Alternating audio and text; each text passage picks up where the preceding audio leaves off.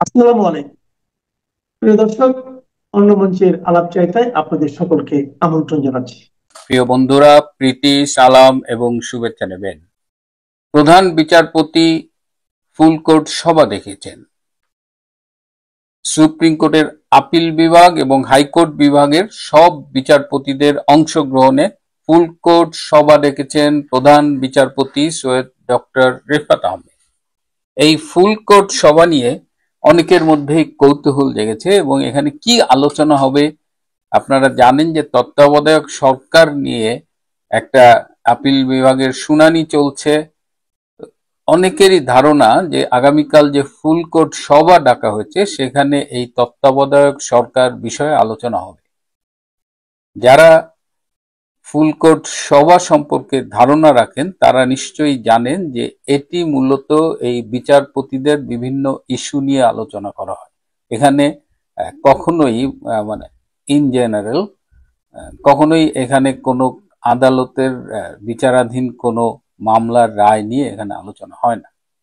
সুতরাং আপনারা যারা ভাবছেন যে আগামীকাল ফুল কোর্ট সভায় চলমান এই আপিল বিভাগের শুনানির এই মামলা নিয়ে আলোচনা হবে, বিকজ তত্ত্বাবধায়ক সরকার নিয়ে আমাদের অনেকেরই আগ্রহ রয়েছে এবং শোনা যাচ্ছে যে ডক্টর ইউনূস যে কোনো দিন চলে যাবে এবং তার পরিবর্তে একটা তত্ত্বাবধায়ক সরকার আসার সম্ভাবনা রয়েছে এবং সেই তত্ত্বাবধায়ক সরকারের প্রধান কে হবে সেটি নিয়েও এখন কিন্তু চারিদিকে আলোচনা চলছে। এই প্রেক্ষিতে এই ফুল কোর্ট সভা নিয়ে সভাপতি আমরা যারা আম জনতা, যারা বিস্তারিত খোঁজ রাখি না বা জানি না, তাদের অনেকেরই ধারণা ছিল যে আগামীকাল বিকেল ৩টায় এই সভাটি ডাকা হয়েছে। এটি হাইকোর্টের যে অ্যাডমিনিস্ট্রেটিভ বিল্ডিং আছে ৪ নম্বর বিল্ডিং এর দোতলায় কনফারেন্স রুমে মিটিং। এখানে কি আলোচনা হবে এটি ওয়েবসাইটে জানিয়েছেন সুপ্রিম কোর্টের অতিরিক্ত রেজিস্ট্রার প্রশাসন ও বিচার মোহাম্মদ আসিফ ইকবাল। তিনি তার স্বাক্ষরিত একটি বিজ্ঞপ্তিতে এই ফুল কোর্ট সভার ব্যাপারে বলা হয়েছে। আমি বিভিন্ন সূত্রে আগ্রহের জায়গা থেকে জানবার চেষ্টা করেছি। যতদূর জেনেছি বেসিক্যালি ২০২৬ সালের একটা বর্ষপঞ্জি, মানে পুরো ক্যালেন্ডার অ্যাক্টিভিটিস এগুলো ঠিক করা হবে। নিম্ন আদালতে বেশ কিছু ইস্যু জমা হয়েছে, তার মধ্যে নিম্ন আদালতের যেসব বিচারকরা রয়েছেন তাদের পোস্টিং, তাদের প্রমোশন, এটি নিয়ে আলোচনা হবে। আর সম্ভবত আরেকটি বিষয়, আপনারা জানেন যে গত ১৫ মাসে ১৮ জন বিচারক নিম্ন আদালতের তারা চাকরি হারিয়েছেন এবং তাদের অনেকের বিরুদ্ধেই দুদকের তদন্ত চলছে। এই যে বিচারকদের বিরুদ্ধে দুদকের তদন্ত মামলা, এটি সামগ্রিকভাবে বিচার বিভাগের উপরে, ইমেজের উপরে কিন্তু একটা নেতিবাচক প্রভাব ফেলছে, আগামীতে ফেলতে পারে এবং বিচারকদের মধ্যেও এই নিয়ে অনেক কানাঘুষা রয়েছে।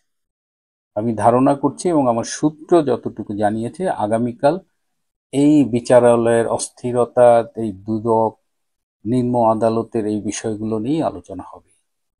আর মাত্র একদিন বাকি, কাল আমরা জানতে পারবো। সুতরাং এই নিয়ে এই মুহূর্তে টেনশন করবার কিছু নেই। তত্ত্বাবধায়ক সরকার বিষয়ক রায়ের যেটা সেটা আলাদা থাকবে। আগামীকাল ফুল কোর্ট সভায় এটি আলোচনা হবে না। কোথা দিয়ে শুরু করব আর কোথায় শেষ করব তাই নিয়ে আমি খুব দ্বিধা বিভক্ত।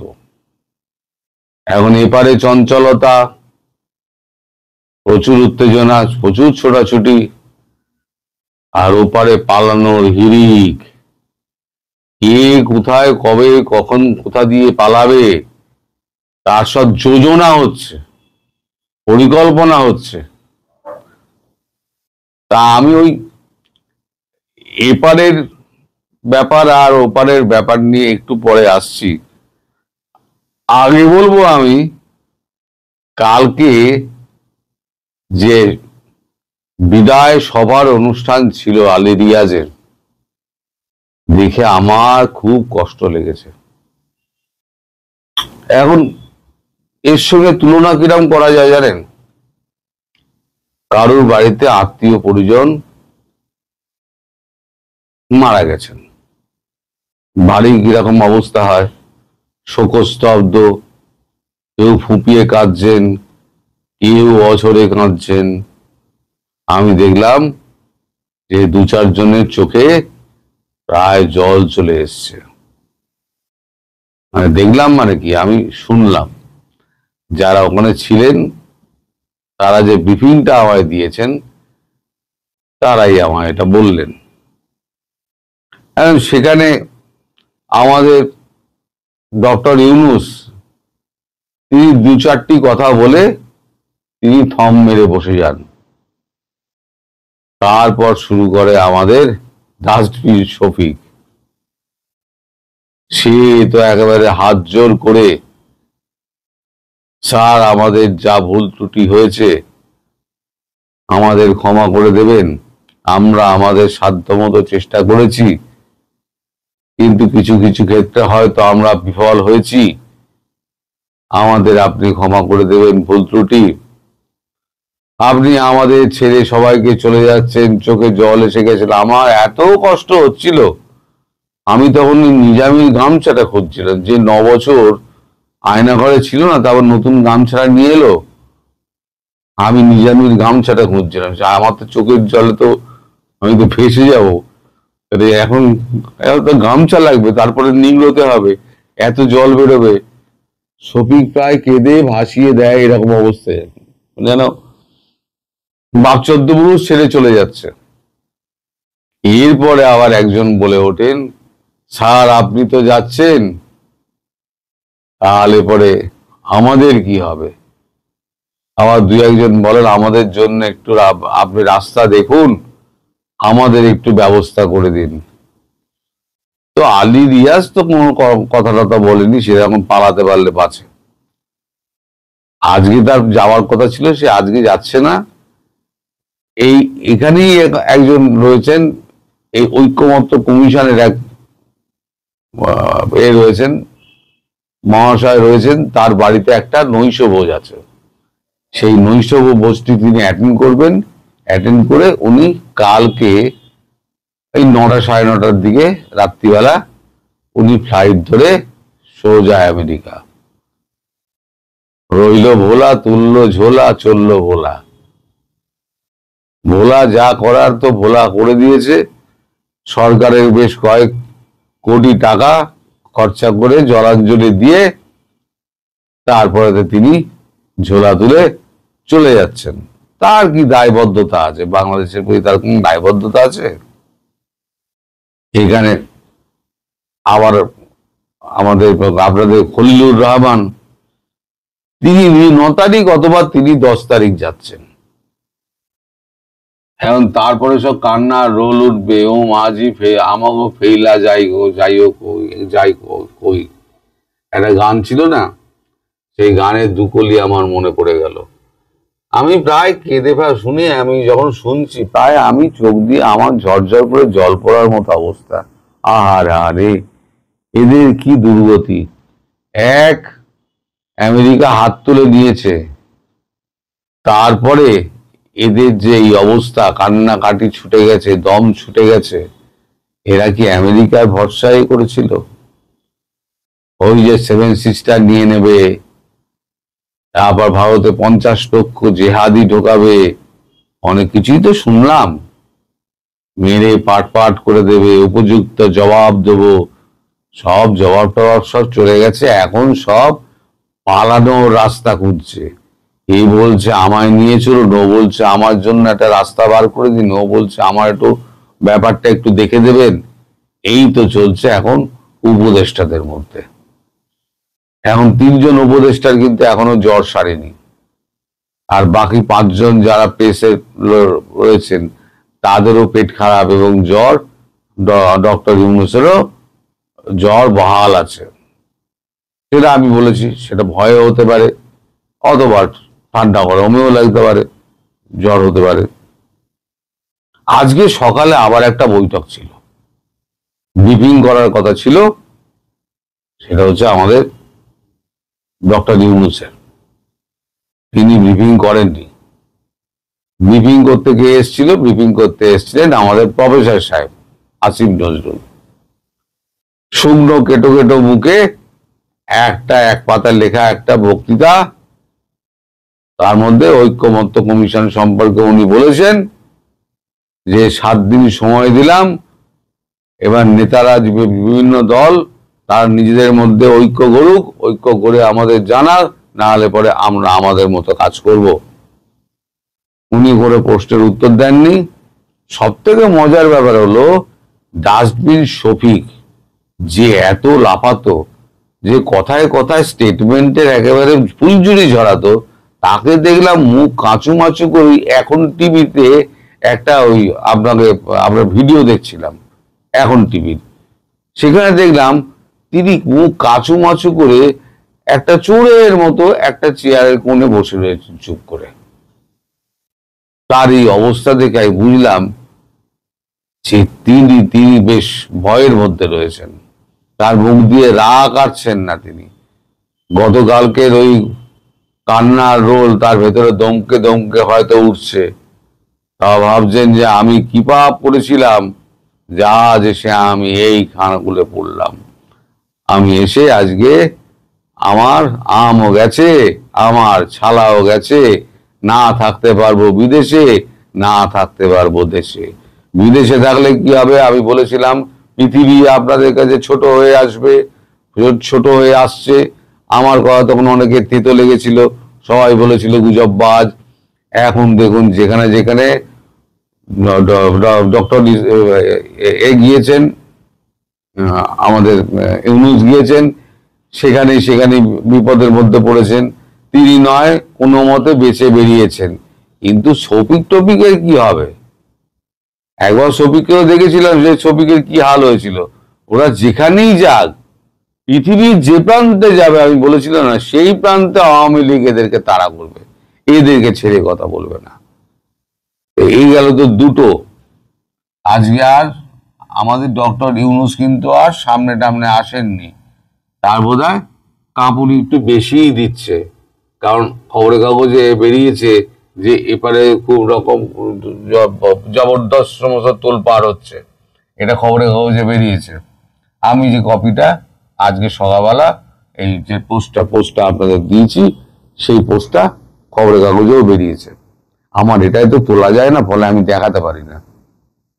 এখন গতকাল কি হয়েছে? গতকালকে আমাদের নরেন্দ্র মোদী 6 তারিখে, আপনারা জানেন 6 তারিখে হচ্ছে বিহার নির্বাচন, লোকসভা নির্বাচন। তা বিহারের যতগুলো সিট আছে ততগুলো সিটেই বিজেপি জোট প্রার্থী দিয়েছে। ইন্ডিয়ার মধ্যে রয়েছে আমাদের নীতিশ কুমার এবং বিজেপি মিলে বিভিন্ন জায়গায় প্রার্থী দিয়েছে। সেই সমস্ত জায়গায় সভাগুলো 2-3 দিনের মধ্যে শেষ করতে হবে।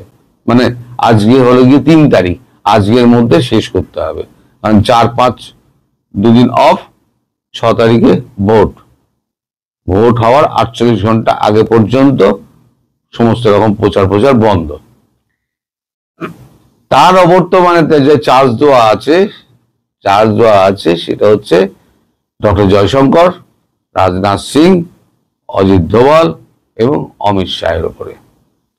কালকে রাত্রি 1:30 অব্দি আমি জেগেছিলাম এবং প্রচুর তৎপরতা দেখেছি যে আমাদের বিভিন্ন আমলা, তারপর সেনাবাহিনীর লোকজন এবং বিভিন্ন এজেন্সির কর্তারা, তারা খুব দৌড়ঝাঁপ করছেন।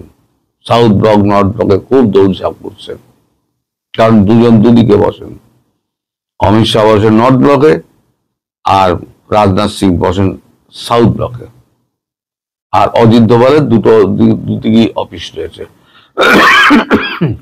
জয়শঙ্করজি বসেন নর্থ ব্লকে। তো এই নর্থ ব্লক, সাউথ ব্লক এই সমস্ত করতে হচ্ছে। তারপরে রাত্রিবেলা আমি খবর পেলাম, আজকে যেটা খবর পেলাম, রাত্রিবেলাতে একটা জয়েন্ট কনফারেন্স, একটা রুম একটা করা হয়েছিল, করা আছে, সেটা হচ্ছে সাউথ ব্লকে। তখন সবার নর্থ ব্লকে যারা ছিলেন তারা সব সাউথ ব্লকে চলে আসেন। সাউথ ব্লকে এসে বাকি মিটিংটা ভোরবেলা অবধি হয়। এই যে ভোরবেলা অবধি মিটিংটা হয়েছে, মিটিং এ কি নির্যাস না নির্যাস, কি কথাবার্তা হয়েছে, বিশ্বাস করুন আমি বিন্দুমাত্র জানতে পারিনি। আমি এখানে বড় বড় কথা বলে দেবো, তারপরে সেটা ভুল প্রমাণিত হবে, ওটা বলার তো কোনো অর্থ নেই। আমার কাছে কোনো খবর আসেনি। যদি খবর পাই তাহলে রাতের দিকে হয়তো খবর পেতে পারি। তখন আপনাদের নিশ্চয়ই আমি কালকে জানাবো। যদি পাবোই এমন কোনো কথা নেই, কারণ এই জিনিসগুলো এত গোপনীয়তার মধ্যে হয়, যেখানে একটা 6 তারিখ থেকে একটা এয়ার এক্সারসাইজ হবে, আর পাকিস্তানে একটা এয়ার এক্সারসাইজ অলরেডি চলছে। এখন পাকিস্তানের ব্যাপারে কথা হচ্ছে না বাংলাদেশের ব্যাপারে কথা হচ্ছে, সেটাও তো আমি জানি না। তাহলে আমি বলবোটা কি? অবশ্যই যদি পাকিস্তানের কথা হয় তাহলে পরে বাংলাদেশের কথাও আসবে, কারণ এখানে ধরা হয়েছে ত্রিশূলের দুটো ফলা, একটা হচ্ছে পূর্ব পাকিস্তান, একটা হচ্ছে পশ্চিম পাকিস্তান, আর মধ্যখানে একটা হচ্ছে অস্ত্র, যেটা বর্ম থাকে, অস্ত্র। তো ত্রিশূলের তো 3টে দিকই তো, মানে 2টো দিকই আছে, দুটো দিকে নিয়ে আলোচনা হওয়ার কথা। এখন দেখা যাক সে আলোচনাটা কতদূর কি হয়েছে। তবে এদিকে যেমন তৎপরতা, ওদিকে পালানোর তৎপরতা, এদিকে আক্রমণের তৎপরতা, ওদিকে পলায়নের তৎপরতা। এই দুই তৎপরতার মধ্যে কে জেতে আর কে হারে, এখন সেটা দেখার জন্য আমি বসে আছি। অনেকদিন আগে আমি বলেছিলাম আমার এখন গ্যালারিতে বসে খেলা দেখার সময়, সেই সময়টা কিন্তু এসে গেছে। এখন চুপচাপ বসে দর্শক আপনারা খেলা দেখুন, কেমন খেলা জমে যাবে, সার্কাস পার্টি কিরকম ন্যাজে গোবরে হবে আর কিরকম দৌড়াবে, পুরো দৌড়ের ওপর থাকবে। ভারতবর্ষে এদেরকে দৌড়ের ওপরে রেখে দেবে। আপনারা শুধু চুপ করে ধৈর্য ধরে কটা দিন বসে থাকুন। আর শেখ হাসিনা যা বলে দিয়েছেন, তিনি ফিরবেন, খুব শীঘ্রই ফিরবেন, এবং সুস্থভাবে প্রধানমন্ত্রী হিসেবেই ফিরবেন। আমি আজও বলছি উনি প্রধানমন্ত্রী হিসেবেই ফিরবেন। কি ইকুয়েশনে ফিরবেন না ফিরবেন সেটা গোপনীয়, সেটা আমি ভাঙতে পারবো না, সেটা সরকারি একটা পরিকল্পনার ব্যাপার। এটা নিয়ে আমায় অনুরোধ করবেন না, আমি বলতে পারবো না। বাংলাদেশের অস্থির রাজনীতির নতুন ডাইমেনশন, অনিশ্চিত ভবিষ্যতের পথে বাংলাদেশের বড় রাজনৈতিক দলের একটি বিএনপি। মির্জা ফখরুল ইসলাম আলমগীর ডক্টর মোহাম্মদ ইউনূসের সঙ্গে জাতিসংঘের অধিবেশনে যাবার পরে দেশে ফিরে এমনভাবে উচ্ছ্বাস প্রকাশ করেছিলেন যে তিনি ইউনূসের ভিতরে জেনারেল জিয়াকে দেখতেছেন। এটা নিয়ে তীব্র সমালোচনা, আলোচনা নানা রকম হয়েছে। তবে অনেকেই বলেছে ক্ষমতায় যাবার জন্য, ইউনূসকে খুশি করার জন্য সর্বোচ্চ পর্যায়ে তৈলমর্দনের মতো এমন প্রশংসা তিনি করেছেন। কারো কারো মতে মির্জা ফখরুল ইসলাম আলমগীর নিজের বিবেক থেকে করেননি, হয়তো নির্দেশিত হয়ে তিনি করেছেন। এরপরে লন্ডনে মির্জা ফখরুল ইসলাম আলমগীরের পার্টির ভারপ্রাপ্ত চেয়ারম্যান তারেক রহমানের সঙ্গে ডক্টর মোহাম্মদ ইউনূসের বৈঠকের পরে তিনি আরো উচ্ছ্বাস প্রকাশ করে বলেছিলেন, সারা দেশের মানুষ আনন্দিত, সারা দেশের মানুষ খুশি এবং উচ্ছ্বসিত। এমন ভাবে কথাবার্তা বলছিলেন। কিন্তু বিএনপির দুইজন গুরুত্বপূর্ণ নেতা মির্জা আব্বাস, গয়েশ্বর চন্দ্র রায় এবং আরো দুই একজনে যে ভাষায় কথা বলতেন, তাদের মুখে মনে হচ্ছিল কস্টেপ আটকে দিয়েছে, আর কথা বলতে দেয়নি তাদেরকে। ইউনূসের কয়েক উপদেষ্টাকে সরিয়ে দিতে হবে, ইউনূস বাড়াবাড়ি করলে এই হবে ওই হবে, অনেক কথা বলেছিলেন। পরে তাদের মুখে এমনভাবে কষ্টে পেটে দেওয়া হয়েছে যে তারা আর কোনো কথা বলতে পারছেন না। এখন পরিস্থিতি এমন জায়গায় দাঁড়িয়েছে যে গত পরশুদিন জনাব তারেক রহমান লন্ডন থেকে ভার্চুয়ালি কানেক্ট হয়ে যে কথা বলেছেন, প্রথম আলো যেভাবে নিউজ করেছে যে অসাংবিধানিক, অগণতান্ত্রিক অপশক্তির কাছে নিঃশর্তভাবে আত্মসমর্পণ করতে হবে, এমন শঙ্কা তিনি বোধ করছেন। প্রিয় দর্শক শ্রোতা, কেমন দেখছেন বিষয়টিকে? কিছুদিন যাবৎ ইউনূসের পার্টি সারা দেশের হাট ঘাট, গরুর বাজার, বাস স্ট্যান্ড দখলদার হিসাবে প্রচন্ডভাবে বিএনপির সমালোচনা করতেন। ঢাকার মিটফোর্ডে পাথর দিয়ে নির্মমভাবে একজনকে হত্যা করার পরে প্রস্তর যুগের অভিযোগ তাদের বিরুদ্ধে আনা হয়েছিল। জামাত এবং এনসিপি তীব্রভাবে এই সমালোচনাগুলি পৌঁছে দিয়েছিলেন এবং লুটপাট, দখলবাজি, সন্ত্রাস, চাঁদাবাজি, মবের ক্ষেত্রে সবার শীর্ষে বিএনপি, এটা তো সবাই জানে। তারপর প্রচারণাটায় কয়েক ধাপ এগিয়ে গেছিল। চাঁদা আদায় হয় পল্টনে, চলে যায় লন্ডনে, এরকম অনেক শব্দ। এবং বিএনপির নেতাদের সম্পর্কে স্লোগান দিতে গিয়ে অশ্লীল অশ্রাব্য শব্দ নামের পূর্বে ব্যবহার করে স্লোগান দেওয়া হয়েছে। তারপরেও ডক্টর ইউনূস এবং অন্যদেরকে খুশি করার জন্য যত প্রকার কথা বলা যায় সবই বলেছিলেন। কিন্তু উদ্ভূত পরিস্থিতিতে এখন অসাংবিধানিক, অরাজনৈতিক, অপশক্তির কাছে নিঃশর্ত আত্মসমর্পণের শঙ্কায় আতঙ্কিত জনাব তারেক রহমান, তিনি নিজেই এটাই ব্যক্ত করেছেন। বিএনপি ঘরানারই বলা যেতে পারে একজন সাংবাদিক মাহবুব কামাল, আওয়ামী বিরোধী সাংবাদিক, তার একটা বক্তব্য আমরা শুনি। লন্ডন সফরের পরে মির্জা ফখরুল যখন বললেন যে পুরো জাতি আনন্দিত, তখন আমি পোস্ট দিলাম যে এক বেচা হইল, 7 বেচার মধ্যে 1 বেচা হইল। তারেক রহমানকে 1 বেচা দেওয়া হইল, আরো 6 বেচা বাকি আছে। সাধারণ মানুষের কাছে যে বিষয়গুলি পরিষ্কার হয়, সেই জিনিসগুলি মির্জা ফখরুলের মতো সিনিয়র পলিটিশিয়ান, আমির খসরু মাহমুদের সিনিয়র তাদের কাছে কেন ক্লিয়ার হয় না?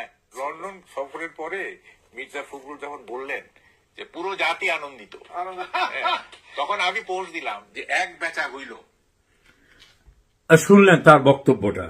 এখন শুধু এখানেই না, তাদের দলের অন্যান্য নেতৃবৃন্দ সম্পর্কে যে মন্তব্যটা আসছে, সাম্প্রতিক সময় এনসিপির নাসিরউদ্দিন পাটোয়ারি কি বলেছেন আমরা সেটা একটু শুনি। আমরা ওনাদেরকে এতদিন জমজমের পানি দিয়ে পরিষ্কার করতে চেষ্টা করেছি, এখন ওনাদের মাথাও ক্লিন হয় নাই, বডিও ক্লিন হয় না, কিছু নাই। জন্য আমরা মনে হয় এখন ওনাদেরকে বুড়িগঙ্গার পানি দিয়ে পরিষ্কার করতে হবে। যদি আমরা এই ধরনের যারা বুড়িগঙ্গার পানি দিয়ে, দর্শক বুঝেছেন? ডক্টর এহসানুল হক মিলন বিএনপির গুরুত্বপূর্ণ এক ব্যক্তি, সাবেক শিক্ষা প্রতিমন্ত্রী, বিমানবন্দর থেকে ফিরিয়ে দেওয়া হয়েছে। বিএনপির উল্লেখযোগ্য এক নেতার বাড়ি থেকে অস্ত্র উদ্ধার করা হয়েছে। আমির খসরু মাহমুদ চৌধুরীর বিদেশে যাওয়ার পথে তাকে মেসেজ দেওয়া হয়েছে, নো। অপারেশন ক্লিন হার্টের নামে আরো একটি ক্লিন হার্ট শুরু হয়ে যাবে খুব শিগগিরই, সেটাকে প্রকাশ্যে বলা হবে না। Target BNP. বিএনপি যাদেরকে নিয়ে উচ্ছ্বসিত হয়েছিলেন,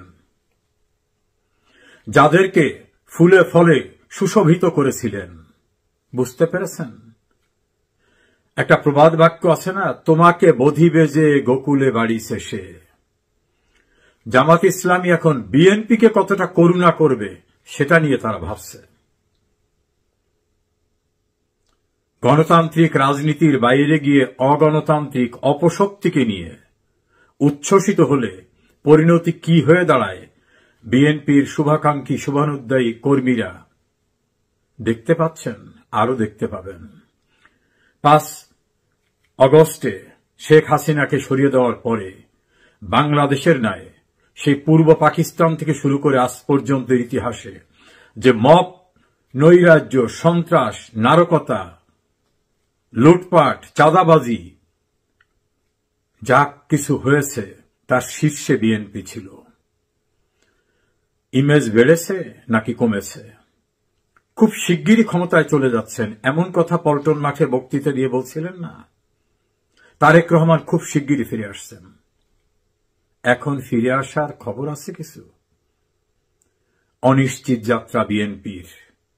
বিএনপি অধপতিত পরিস্থিতিতে, এটা নিয়ে আমি 2টি ভিডিও কন্টেন্টসে কথা বলেছিলাম। আমার পরিচিত বিএনপির অনেকে মিশ্র প্রতিক্রিয়া ব্যক্ত করেছিলেন। গতকাল কারুর সঙ্গে কথা হলো, তারা বললেন যে আপনার অ্যানালাইসিসটা অনেকটাই সঠিক ছিল, আমাদের নেতারা তো বুঝতে চায় না। বিএনপির এক গুরুত্বপূর্ণ নেতা আমাকে ফোন করে বলেছেন, আমরা তো সিদ্ধান্ত মেকার না, ডিসিশন মেকার একজনই, কাজে আমাদের এই বিষয়ে কোনো শীত গ্রীষ্ম নেই। তিনি যেভাবে যা বলেন, যেভাবে যা চান সেটাই হয়। প্রিয় দর্শক শ্রোতা, অগণতান্ত্রিক প্রক্রিয়ায় বিএনপির সৃষ্টি হওয়ার পরেও চাইনিজপন্থী বাম রাজনীতিক, জাসদের কিছু লোক, আওয়ামী লীগের কেউ কেউ দলছুট, মুসলিম লীগার, স্বাধীনতা বিরোধী সকলকে নিয়ে জিয়াউর রহমান একটা মধ্যপন্থা রাজনীতি ক্ষমতায় টিকে থাকার প্রচেষ্টা হিসেবে দল তৈরি করেন। 1979 সালের 6 এপ্রিল পর্যন্ত মার্শাল্লা জারি করে তিনি ক্ষমতায় টিকে থাকেন।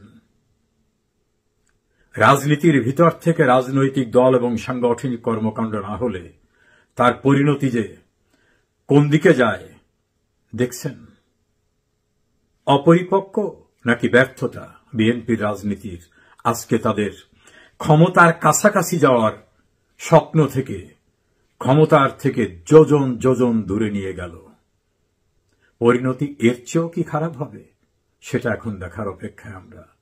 বিএনপি অন্ধকারের গলিতে অনিশ্চিত যাত্রায়। বিএনপির এই সম্ভাবনাটা, কিন্তু বিএনপির সমস্যা কি? বিএনপির একটা বড় সমস্যা হচ্ছে বিএনপি তার রাজনীতিটা ঠিক করতে পারে না। বিএনপির বড় সমস্যা হচ্ছে সে কনসিস্টেন্সিটা ধরে রাখতে পারে না। বিএনপির বড় সমস্যা হচ্ছে তার নেতৃত্ব অত্যন্ত দুর্বল।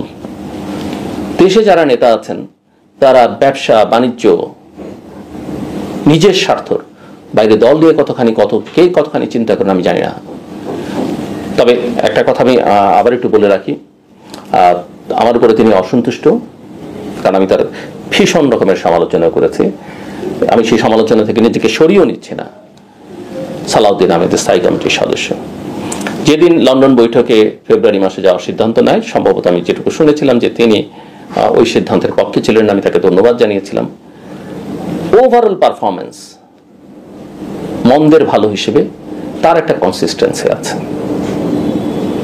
তিনি, আমি লক্ষ্য করছি, পরিশ্রম করছেন, দেখতে শুনতে ভালো, লেখাপড়াটা কিছু জানেন, করেন। অ্যারোগেন্সি আছে যেটা একদমই অ্যাকসেপ্টেবল নয়, একদমই অ্যাকসেপ্টেবল নয়। বাংলাদেশের পলিটিক্যাল কালচারে তো নয়, অন্য কোনো কালচারে নয়। হ্যাঁ, তার সঙ্গে কোনো কোনো বড় ব্যবসায়ী প্রতিষ্ঠানের সম্পর্ক, কোনো কোনো দেশের সম্পর্ক নিয়ে আলোচনা আছে। সম্প্রতি দেখলাম নানা জায়গায় বিএনপি মহলে ভাইরাল হচ্ছে তার ছেলে প্রধান উপদেষ্টার সঙ্গে সাক্ষাৎ করেছেন। কিন্তু তারপরও তার কথাবার্তা একটা রাজনৈতিক দলের, বিএনপির মতো দলের নেতাদের যেটা হওয়া উচিত সেটা এখনো পর্যন্ত ঠিক আছে, কিন্তু তার অনেক রকমের কারেকশন দরকার। এখন তিনি বলবেন তাকে আমি উপদেশ দেওয়ার কে? আমি উপদেশ দিই একজন নাগরিক হিসেবে, যেহেতু তিনি আমার দেশের রাজনীতি করেন। আমি উপদেশ দিই একজন সাংবাদিক হিসেবে, একজন গবেষক হিসেবে, এবং এটাই আমার কাজ। এবং এটা যতক্ষণ পর্যন্ত বিএনপি নেতৃত্ব অ্যাকসেপ্ট করতে না পারবে, তাদের জন্য সামনের দিনগুলো সুখকর হবে না। সো আমি বারবার মনে করি যে দেশের এই করুণ পরিস্থিতিতে, এই জটিল পরিস্থিতিতে একমাত্র সম্ভাবনা তারেক রহমান। তিনি একমাত্র দেশের ভবিষ্যৎ হয়ে উঠতে পারেন, তিনি একমাত্র দেশের হাল ধরতে পারেন। অনেক দুর্বলতা আছে তার, হয়তো অনেক সীমাবদ্ধতা তার হয়তো আছে, অনেক সমালোচনাও আছে, অনেক নিন্দাও আছে, অনেক কিছু প্রমাণ করা যায়নি। এবং দীর্ঘদিন তিনি যেহেতু এক্সাইলে আছেন, দেশ থেকে, গ্রাউন্ড রিয়ালিটি থেকে দূরে, বাট আমি যতই জানি দেশের সঙ্গে তার পূর্ণ সংযোগ আছে। প্রতিদিন তিনি নেতা কর্মীদের সঙ্গে কথা বলেন এবং তিনি পরিশ্রম করতে পারেন। তিনি যখন দেশে ছিলেন, বিএনপি যখন ক্ষমতায় ছিল, সারা দেশ ঘুরে বেরিয়েছেন আমরা জানি। এখন পশ্চিমে থেকে আমি বিশ্বাস করতে চাই যে সেখানকার কালচার, সেখানকার রাজনীতি, ভ্যালুস, বিশেষ করে ডেমোক্রেটিক ভ্যালুসগুলো তিনি অর্জন করেছেন, কথাবার্তা সেটা প্রতিফলিত হয়। সো সেখান থেকে তিনি একমাত্র বিএনপির সম্ভাবনা। কিন্তু তাকে আসলে বিএনপি নিয়ে ভাবলে হবে না, তাকে দেশ নিয়ে ভাবতে হবে। যে মানুষ কেবল দলের মধ্যে সীমাবদ্ধ থাকে সে কোনোদিন দেশের নেতা হতে পারে না, আর যে কেবল মাত্র তার দেশের মধ্যে সীমাবদ্ধ থাকে সে কোনোদিন বৈশ্বিক ওয়ার্ল্ড লিডার হতে পারে না। এটা মিস্টার রহমানকে বুঝতে হবে। আমার কাছে পারসেপশন, আলোচনা শুনে যেমন হয়, তাকে তার ব্যক্তিগত স্টাফস কোয়ালিটি আরো উন্নত করতে হবে এবং তাদেরকে রাজনীতি থেকে দূরে রাখতে হবে। আমার পরিষ্কার কথা, তার পার্সোনাল স্টাফরা কোনো রাজনৈতিক কর্মকাণ্ডের মধ্যে কোনো সম্পর্ক থাকতে পারবে না, কারণ তাকে মাথায় রাখতে হবে তার দলের নেতাকর্মীরা যা করবেন শেষ পর্যন্ত দায়টা তার। তার পার্সোনাল স্টাফরা যা কিছুর সঙ্গে জড়িত হবেন সেগুলো যদি ঠিক না হয়, নেতিবাচক হয়, তার দায় তাকে নিতে হবে। আরেকটা বড় প্রবলেম বিএনপির, সেটা হচ্ছে যে বিএনপির নেতৃত্বের একটা বড় অংশ আসলে ইনভ্যালিড। এখন তাদের মাথা কাজ করে না, শরীর কাজ করে না, বয়স হয়েছে, বয়স কাউকেই ক্ষমা করে না। আমারও বয়স হবে, আমারও বয়স হচ্ছে। প্রত্যেকটা মানুষের একটা সার্টেন স্টেজে রিটায়ারমেন্টে যাওয়া থাকে। বিএনপি স্ট্যান্ডিং কমিটির অনেকে আছেন এখনো বেড রিডেন, তাদের কোনো ভূমিকা নেই, অনেকগুলো পদ খালি স্ট্যান্ডিং কমিটির। অনেকের মাথাই কাজ করে না, কথাবার্তা শুনলে বোঝা যায় শরীর চলে না। উইথ ডিউ রেসপেক্ট, আমি তাদের কাউকে অবহেলা করি, আমি বড়দের প্রতি যথেষ্ট পরিমাণে শ্রদ্ধাশীল। কিন্তু ভাই, আপনার দল রাজনীতি তো দেশের জন্য, আপনি তো শুধুমাত্র আবেগ দিয়ে, বা এমনকি যেহেতু বিএনপি চেয়ারপারসন তাদেরকে ওই পদে বসিয়েছেন, তার জীবদ্দশায় তাদেরকে সরানো যাবে না, এই নীতি একদমই দলের জন্য ভালো না, দেশের জন্য ভালো না, এবং শেষ পর্যন্ত তারেক রহমানের জন্য ভালো না। আমি মনে করি মা ছেলে এটা বসে এখন ঠিক করা দরকার দ্রুততার সঙ্গে। বিএনপির জন্য একটা দক্ষ, শিক্ষিত, যোগ্য, স্মার্ট লিডারশিপ দরকার। তারেক রহমান যদি তার নিজের টিম সাজাতে না পারেন, টিম যাদেরকে নিয়ে তিনি সাজাচ্ছেন, আমি যেটুকু বুঝতে পারি সেটা নিয়ে তাকে আসলে চিন্তা ভাবনা করা উচিত। আমি মনে করি তিনি সবচেয়ে রিস্কি একটা পজিশনে আছেন, তার পার্সোনাল সিকিউরিটি থেকে পারফরমেন্সের যে রিস্ক সেখানেও, এবং এখানে আবেগ, অনুভূতি, ওই শেখ হাসিনার স্টাইলে কে কবে তাকে কোন বাড়িতে তিনি দিল্লি থেকে প্রথমবারে আসার পরে ভাত খেয়েছিলেন, কে তাকে আশ্রয় দিয়েছিল, কে তার খোঁজ নিয়েছিল, কে তাকে সহায়তা করেছিল, এগুলো প্রতিদান দেবার অনেক রকমের সুযোগ আছে। সো প্রতিদান দেবার অনেক উপায় আছে মিস্টার রহমানের জন্য, তিনি সেভাবে প্রতিদান দেন। শেখ হাসিনার স্টাইলে এমপি বানিয়ে, মন্ত্রী বানিয়ে, রাষ্ট্রের সম্পদ লুট করতে দিয়ে প্রতিদান দেবার কোনো দরকার নেই। রাষ্ট্র ক্ষমতায় থাকলে অনেক উপায় আছে একজনকে হেল্প করার, আমি মনে করি যে সেটা তিনি করবেন। আমি সিনিয়র নেতাদের প্রতি শ্রদ্ধা রেখে বলছি, তাদের অনেক অবদান আছে বাংলাদেশের গণতান্ত্রিক সংগ্রামে বিএনপির জন্য, কিন্তু প্রত্যেকটা মানুষেরই না একটা সার্টেন টাইমে গিয়ে অবসরে যাওয়া উচিত, তাতে অন্যদের তাদের প্রতি শ্রদ্ধা বাড়ায়। প্রত্যেকটা জিনিসের একটা সময় আছে, সময়টা বোঝা দরকার। আর সবচেয়ে বড় কথা, দেশ দল এখন যে ক্রাইসিসে, সেখানে তারেক রহমানের হাতটাকে অনেক বেশি শক্তিশালী করা দরকার। আমার কাছে মনে হয়েছে যে বিএনপির নেতৃত্ব আসলে তাকে সহযোগিতাটা করেননি, এত বছর তাকে সেইভাবে সহযোগিতা করেননি। তারা করলে চিত্রটা অন্যরকম হতো। তার অ্যাসপিরেশন আছে, তার ডেডিকেশন আছে, তারেক রহমানের চেষ্টাটা আছে, আমি দেখতে পাই, কিন্তু সেই সহযোগিতাটা তিনি পান না। এখন তাকেই ঠিক করতে হবে মিস্টার রহমানকে যে তিনি আসলে কি করবেন। অবশ্যই অভিজ্ঞদের একেবারে বাদ দেওয়া যাবে না, যদি তারা অ্যাক্টিভ থাকেন। তরুণদের সংমিশ্রণ করতে হবে, কিন্তু তরুণ মানে শুধু আমার প্রতি লয়াল সেরকম যেন না হয়। তাকে একটা দক্ষ, যোগ্য, বর্তমান সময়ের উপযোগী ক্যাবিনেট করবার ব্যাপারে অত্যন্ত সিরিয়াস থাকতে হবে। আমি বুঝি 300 নমিনেশন দেওয়ার ক্ষেত্রে যথেষ্ট সীমাবদ্ধতা আছে, সেরকম লোক নেই। তার মধ্যে যতজন ভালো আনা যায়, এমনকি বিরোধী দল থেকেও যদি কোনো সুযোগ করে দেয়া যায় বা তাদের জন্য একটা স্পেস করে দেওয়া যায়, আকাঙ্ক্ষাটা যেন থাকে একটা ভালো রিচ পার্লামেন্ট হয়, এবং ক্যাবিনেটটা যেন দক্ষ লোকদের হয় যারা ডেলিভার করতে পারবে। এখানে কোনো পুরস্কার দেবার ব্যাপার নেই, সেটা তিনি মাথায় রাখেন, আমি বিশ্বাস করতে চাই। আমাদের মূল কথা হচ্ছে যে বাংলাদেশের জন্য, বাংলাদেশের এই মুহূর্তে তেমন কোনো নেতা নেই। বয়স, অভিজ্ঞতা, পরিশ্রম করবার সক্ষমতা সবকিছু মিলিয়ে তারেক রহমানের মধ্যে এবং তার যে সমর্থক গোষ্ঠী, যে দল, সেটা আছে।